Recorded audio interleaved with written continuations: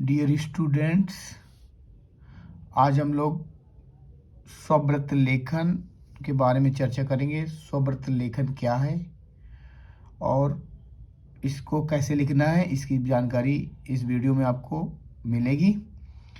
तो सबसे पहले देखते हैं कि स्वव्रत लेखन और रोजगार संबंधी आवेदन पत्र, यानी स्वव्रत लेखन को रोजगार संबंधी आवेदन पत्र क्यों कहते हैं और ये कैसे इससे जुड़ा हुआ है। स्वव्रत लेखन का दूसरा मतलब बायोडाटा है। जब हम किसी कंपनी में नौकरी करने के लिए कोई आवेदन करते हैं तो उस आवेदन के लिए में जो हमारी योग्यता होती है उसको जो हम बताते हैं वही हमारा स्वव्रत लेखन होता है। तो आज इस वीडियो में हम लोग स्वव्रत लेखन के बारे में जानेंगे। पहले हम देखते हैं स्वव्रत लेखन और रोजगार संबंधी आवेदन पत्र क्या संबंध है।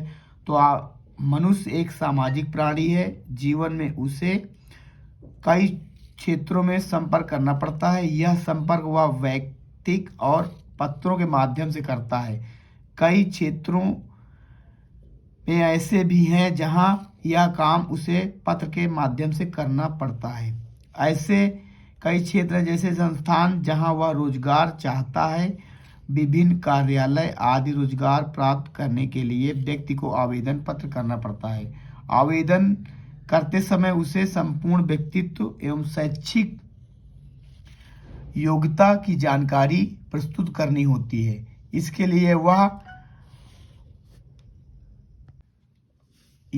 लिए अपना स्वव्रत बायोडाटा तैयार करता है। इसके साथ ही उसे प्रार्थना पत्र भी देना होता है। यह उसके लिए अनिवार्य है। स्वव्रत लेखन क्या है?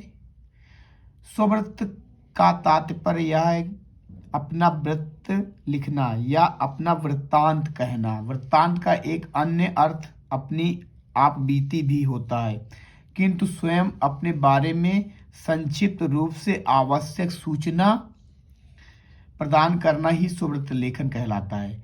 अंग्रेजी में इसे बायोडाटा, रिज्यूम या करिकुलम कहते हैं। स्वव्रत का तात्पर्य आत्मविज्ञापन या आत्म प्रशंसा कदापि नहीं है। यह स्वव्रत किसी आजीविका प्राप्ति के संदर्भ में लिखा जाता है। इस पत्र में व्यक्ति की विशेषता का परिचायक होता है।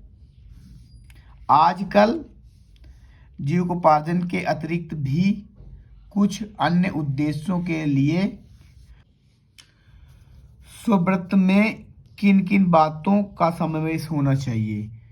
तो स्वव्रत में अपना पूरा परिचय, पता, संपर्क सूत्र, टेलीफोन, मोबाइल, ईमेल आदि शैक्षिक व सकारात्मक व्यावसायिक योग्यताओं के सिलसिलेवार विवरण के साथ साथ अन्य संबंधित योग्यताएं, विशेष उपलब्धियों, कार्यरत गतिविधियों व अभिरुचियों का उल्लेख होना चाहिए। एक दो ऐसे सम्मानित व्यक्तियों के विवरण जो उम्मीदवार के व्यक्तित्व व उपलब्धियों से परिचित हों का समावेश भी होना चाहिए।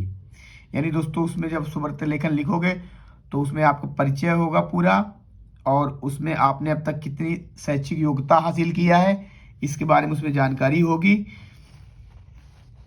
स्वव्रत तैयार करते समय ध्यान रखें। स्वव्रत लेखन समय क्या क्या ध्यान रखने वाली बातें हैं उसके बारे में हम जानेंगे। तो किसी भी नौकरी के लिए आप अकेले उम्मीदवार नहीं होंगे, दूसरे ने भी अपना स्वव्रत भेजा होगा। इस दृष्टि से आपको अपना स्वव्रत बहुत ही अच्छा बनाना होगा। इसमें व्यवस्थित रूप से सूचनाओं का संकलन हो, त्रुटि रहित हो और सूचनाएं व्यक्ति के आवश्यकता अनुसार हो। अगला क्वेश्चन इसमें क्या क्या और ध्यान है, स्वव्रत की भाषा कैसी होनी चाहिए। तो स्वव्रत में अलंकारिक भाषा की गुंजाइश नहीं है, इसलिए इसकी शैली सरल, सीधी, सटीक और साफ होनी चाहिए ताकि पढ़ने वाले को सारी बातें एक ही नज़र में स्पष्ट हो जाएं। और अर्थ निकालने के लिए उम्मीदवार पर जोर न डालना पड़े। स्वरवर्त कितने पृष्ठों का होना चाहिए? अब हम देखेंगे कि स्वरवर्त लेखन कैसे करना है, इसकी जानकारी अब हम लेंगे। इसका फॉर्मेट कैसा है, तो सबसे पहले आपका नाम रहेगा, फिर पिता का नाम, फिर माँ का नाम, जन्म तिथि, वर्तमान पता, स्थायी पता, telephone number, mobile number. Telephone number तो आजकल नहीं है, इसे आप छोड़ देंगे। मोबाइल नंबर, ईमेल, और आपको भाषाओं का ज्ञान कितना है वो रहेगा, शैक्षिक योग्यताएं। और इसमें हमें एक जो है कॉलम डायग्राम बनाना है, तो जिसमें हमें पूरा अपनी लिखना है। तो पहले इसमें क्रम संख्या रहेगी, आप स्केल से इसमें कॉलम बना लेंगे। पहले वाले कॉलम लिखेंगे परीक्षा, डिग्री, डिप्लोमा। दूसरे में संस्थान का नाम, बोर्ड, महाविद्यालय, विषय, वर्ष, श्रेणी और प्राप्तांक प्रतिशत। इसके नीचे आप लिखेंगे अन्य योग्यताएं। अन्य योग्यताओं में आप अपनी इसके अलावा जो योग्यताएं हैं उसको लिखेंगे। अन्य योग्यताओं में क्या आएगा, जो आपने अपनी डिग्री के अलावा कुछ अगर आपके पास स्किल है तो उसके बारे में आप जानकारी देंगे।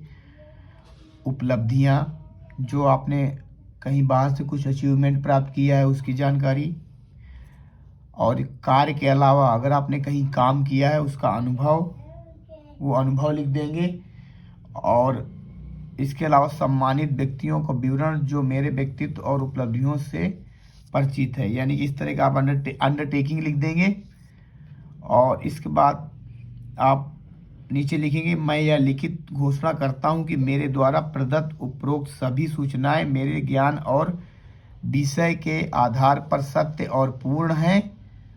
इसके बाद नीचे अपना यहाँ साइन करेंगे और स्थान और दिनांक लिख देंगे। इस तरह ये फॉर्मेट में आपको लिखना है दोस्तों। मैंने इसे, अब आप इसे देख लीजिए कैसे इसे भरना है। तो आप इसे ऐसे करके इस कॉलम में पहले 10th क्लास के अपने मार्क्स, स्कूल का नाम लिखेंगे, GBSS जो भी आपका स्कूल है वो लिख देंगे। बोर्ड कौन सा, CBSC है। हिंदी, इंग्लिश, जो भी सब्जेक्ट हैं आपके 6 सब्जेक्ट है तो 6 सब्जेक्ट यहाँ भर देंगे। आपने जब पास किया उसका सन लिखेंगे, प्रथम श्रेणी, परसेंटेज लिख देंगे। इसके बाद आप 12th क्लास पास किया है, CBSC बोर्ड से है, आप CBSC बोर्ड लिखेंगे। मैथ, साइंस, आपके जितने सब्जेक्ट हैं वो लिख देंगे 2017। और प्रथम श्रेणी में 92% लिख देंगे। फिर ऐसे ही आप BA या BSc जो भी आप किए हैं, या फिर ऐसे आप कॉलम को भर देंगे। ये सारे कॉलम ऐसे भर देंगे। इन कॉलम को 5 तक आपने अगर डिग्री ली है, PhD की है तो उसे तक भर देंगे। और अपना ऊपर तो आपको पता ही कि इसमें आपको अपना नाम, पिता का नाम, माँ का नाम, जन्म तिथि, वर्तमान पता, शैक्षिक योग्यता, टेलीफोन नंबर, मोबाइल नंबर और ईमेल, भाषा का ज्ञान, शैक्षिक योग्यताएं, ये आपको करना है। तो इस तरह आपका ये बायोडाटा स्वरवर्त लेखन पूरा होता है। आप इसे प्रैक्टिस करें और अपनी क्लास परीक्षा में अच्छे नंबर प्राप्त करें। धन्यवाद।